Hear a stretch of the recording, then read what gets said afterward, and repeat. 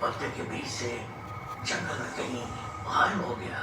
अपने तीनों दोस्तों की तरफ देखते हुए विवेक ने थोड़ी डरी सहमी आवाज में कहा, चेतावनी, हमें पहली चेतावनी मिल चुकी है कि अंदर मत जाओ। विवेक की तरफ देखते हुए सुनैना ने कहा, ये रही गाड़ी की चाबी। वाकई में तुझे डर लग रहा है तो तू जा सकता है, हम संभाल लेंगे। और हाँ, अगर कहीं पिकनिक मनाने जाने का प्लान बना तो तुझे जरूर बताएंगे। सुनैना की ये बात विवेक को अच्छी नहीं लगी। यार मैं मजाक कर रहा था। विवेक, आवाज। और सुनैना, मोबाइल का टॉर्च बंद करो, इस टॉर्च से काम चलाओ। बोलते हुए सचिन ने अपने पास की लंबी टॉर्च सुनैना को दी। और फ्रेंड्स, ज्यादा ऊंची आवाज नहीं। हाँ, सबने उसकी ओर देखा और गर्दन से हाँ में इशारा करते हुए चलने लगे।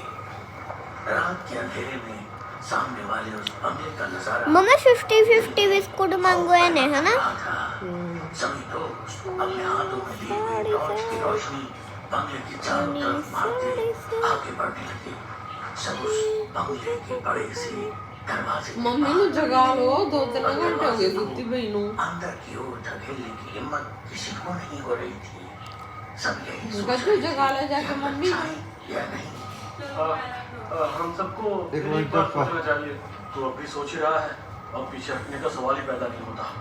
अतुल ने विवेक को थोड़ा सैल आवाज में कहा, पर दोनों की बातों को सुनकर भी अनदेखा कर सुनैना ने अपनी आंखें बंद करते हुए लंबी सांस ली और थोड़ी हिम्मत जुटाते हुए दरवाजा अंदर की ओर धकेल दिया। बंगले के अंदर के उस काले घने अंधेरे में दरवाजे की आकार की रोशनी जमीन पर फैल गई। सुनैना ने पहला कदम बंगले के अंदर रख दिया और उसके पीछे पीछे तीनों दोस्त अंदर आ गए। 9 बज चुके हैं, चलो काम पर लगते हैं। अतुल ने सबकी ओर देखते हुए कहा। उसके बाद सुनकर विवेक बोला, रात को 12 बजे से पहले हमें पूरी तैयारी कर लेनी है। 12:30 से 3:30 के बीच पता नहीं। हमें किसी भी हालत में एक दूसरे को अकेला नहीं छोड़ना है। विवेक की बात खत्म होते ही सुनैना ने कहा, गन जगा दे मम्मी नु, भूख लगी पई है यार। तलाश करनी है। उसी वक्त हम 2 की टीम में बढ़कर हर कमरे में जाकर डैडी रात को जगा आवाज दो लगाएंगे। मम्मी नु। गलत, हमें किसी भी हमें हालत में क्या अपने करना किसी भी है? साथी को आवाज नहीं लगानी भूख है। लगी पई यार। बीबी नु कह दे। हमें याद रखनी है। सचिन की आवाज सुनकर बीबी भूख लगी भैया। मतलब विवेक ने पूछा और सचिन तीनों के चेहरे की तरफ देखते हुए गंभीरता से बोला, पहली बात, हमें ये पता करना है कि इस बंगले में कुल कितने कमरे हैं।